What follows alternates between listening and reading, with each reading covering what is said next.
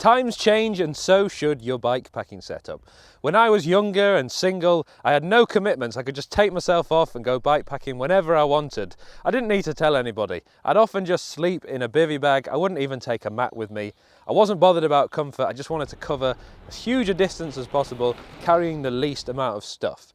But as times change, as we get older, as our circumstances change, so too should our bikepacking setups. As you've probably guessed from the title of this video, this is my bikepacking setup that I'll be using as a dad of 2 young boys. Now obviously I've had to make a fair few changes to this setup to make it suitable to take 2 young children with me, as opposed to when I used to go bikepacking by myself. However, you might find that you need to change your bikepacking setup for a completely different reason. It's not just about having kids. You might find that you're getting on a bit, you might find that you want to slow down and just be a bit more comfortable on your bikepacking trips, or equally, you might just want to do like I do, take a camera with you, do a bit of filming, take some photos, maybe do a bit of writing, spend a bit of time in nature. Whatever the reason, you'll have to adapt your bikepacking setup to meet your requirements. So this is my new and improved bikepacking setup for my family bikepacking trips. In the past, when we just had one child, we would just use the trailer and I put him in there and all the kit on the bike mostly. But now we've got 2 children, I've got a 6-month-old son as well. I've had to make some changes to ensure I can take both of them and enough stuff to make it a good bikepacking trip. Let me run you through the setup. Let's start with the bike. This is my Sondor Broken Road Steel. I've done an in-depth walkthrough of this setup and I've also done a review of the bike itself on my channel. I'll leave a link for those in the description. But the general premise of this bike is that it's tough. It's made of steel, it can carry lots of weight, it's got a rear rack mount which I wanted, and I've also installed this pretty cool Old Man Mountain divide rack through the front axle, meaning I can also put stuff at the front now. The forks are carbon fibre, they've got screws in there, meaning I can attach cages to there like I've got on here. I've got these Alpkit passport cages and these Alpkit Batonga bags, meaning I can carry even more stuff than if I just had the rack. You can run both 29ers and 27.5 on this bike, which I like, so I've got a bit of flexibility. If I just want to go on canal tow paths or cycle paths, I'll stick the 29ers on there and some pretty skinny tyres, and it kind of feels like a gravel bike. But if I'm going to do something a little bit more tough, I can stick the 27.5s and put some fat tyres on there, meaning it can pretty much do anything. If you've been bikepacking for a while, you'll know it's important to try and balance your gear as much as you can. It doesn't have to be 50-50, but you don't want too much weight at the front or too much weight at the rear. Because I carry a lot of stuff on the rear, as I'll be talking about in a second, most of the cooking and camping equipment and all the other stuff I need goes at the front.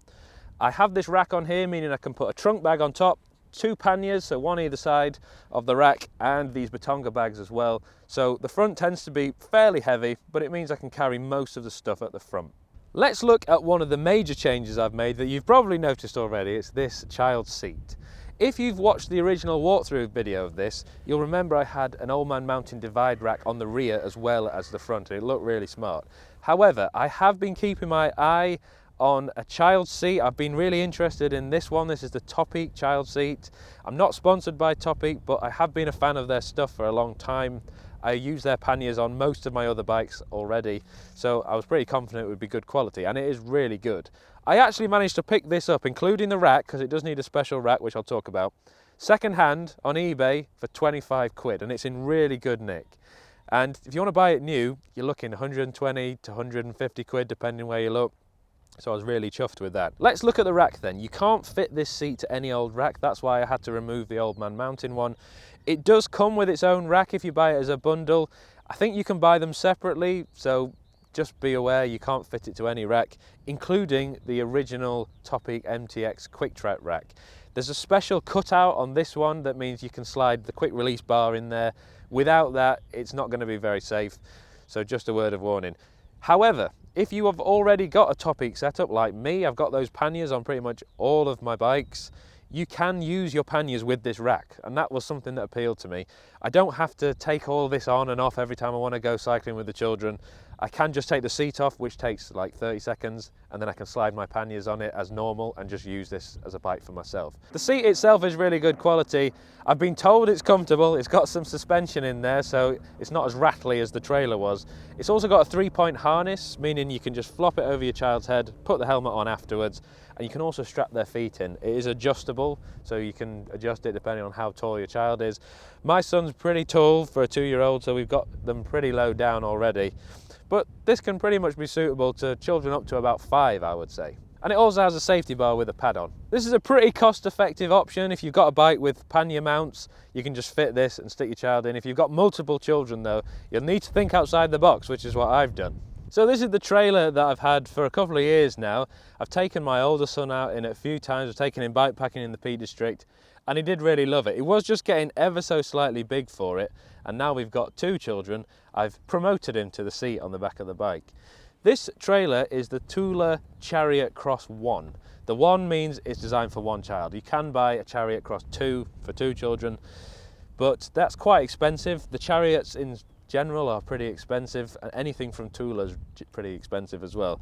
I got this second hand as well. I think we paid a few £100 for it, so again, not too bad. If you want to buy it new, you're looking between £700 and £1,000 depending on which one you go for.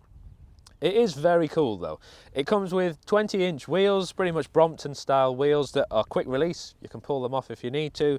And it also has these like front buggy wheels, which you can also quick release, meaning if you want to take the trailer off and use it as a buggy around town, or if you want to take them out for a walk or a jog, you can do that. You don't have to leave the bike trailer attachment on. Again, that is also quick release. So it's all very well designed and very easy to use. You can buy hundreds of accessories for this, ranging from baby slings to cross-country skis, which is actually something I would be interested in next time I go somewhere in the Arctic for a bikepacking trip.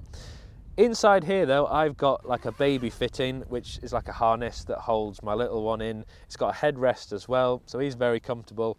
There is actually a lot of space in here if you've got a really young child. You can fit it with loads of blankets and sleeping bags, stuff like that. I tend to stuff soft stuff in here that I don't need to put in the bags, and it just makes him a little bit more cocooned, and obviously nothing's going to hurt him because it's all soft. Moving on to the back of the trailer, it has this massive pocket here. You can store loads of stuff in here. I've currently got my 2-year-old's balance bike in there that's strapped to the handlebars. Sometimes he likes to get out of the seat and ride his bike just to burn off a bit of energy, which is really cool. But if you didn't have this in here, you could easily store most of your camping stuff, I would say. It's like a small 12 to 15 litre pannier by the looks of things. I can easily fit my tent in here, which is an Alp Kit Tarp Star 4. That's my family tent, and some other sleeping stuff like blankets and sleeping bags pretty easily. It also comes with a mesh pocket on top, which is also pretty big, and that's where you'd put your accessible stuff like food, drink, waterproofs, things like that. This rear pocket here also comes with a waterproof cover that you can flip over and clip on, so you don't have to worry about any of your stuff getting wet. Once you've got your trailer set up, dialed in, it's really easy to take it on and off. You attach it to your bike using this ball and socket joint thing here. This attaches to my through axle. I had to buy a special adapter because when I first bought the trailer, it only came with a quick release adapter, which was fine for my old bike, but modern bikes, as you know, come with through axles. So I had to buy that, but other than that, once I'd fitted it, it's super simple. It comes with a rubber strap here. You can take that off, and that allows you to pull a pin out, and then you can slide this ball and socket joint out and use your bike as normal, even with this thing attached. It also comes with a safety clip, so there's a fail-safe in case for whatever reason this breaks, which I think is highly unlikely because it's made of steel. But if it does, you've got that as well to ensure that the trailer doesn't run off. You've also got the same thing at the back. This arm is plugged in to the trailer here. There's this blue lever you can pull to release it if you want to, but it also has a safety clip here which is bolted in, and there's this strap here that you can clip it to for the same reason. Now, taking 2 children bikepacking means I obviously need to take more stuff, and that child's seat on the back has kind of restricted how much I can put on the back. I'm sure if I was really clever and thought about it, I could attach some sort of bag or pannier in there, but it's not easy to do. So what I've had to do instead is attach stuff to the trailer, and I've got plenty of room here to attach more if I want to, but all I've done is use these BBB bottle cage mounts that I had on my Sondor Frontier on the handlebars and just move them on here and clamp them onto the handlebar. That's allowed me to fit these passport cages like I have at the front of the bike and these other Alp Kit Batonga bags that I already had, meaning I've got 2 other bags that are waterproof that I can easily get access to. Could be food, could be toys, whatever it is, it's easy to carry. And I've got plenty more room to take more if I want to. And it's a super easy system. These clamps, I think, cost me like £4 or £5. You don't have to buy expensive bags or cages. You could literally just strap something to a cage. using a bungee cord. It doesn't matter. By having these attachment points, you can carry way more stuff. So that's my family bike packing setup. Let me know your thoughts on this in the comments below, and also let me know what you do. There are so many different ways to take your children bike packing. There's not one size fits all. It's just about being creative and clever, using what you've already got, trying to find ways to make it work and adapt to family life. Thank you so much for watching as always, and I'll see you in the next one.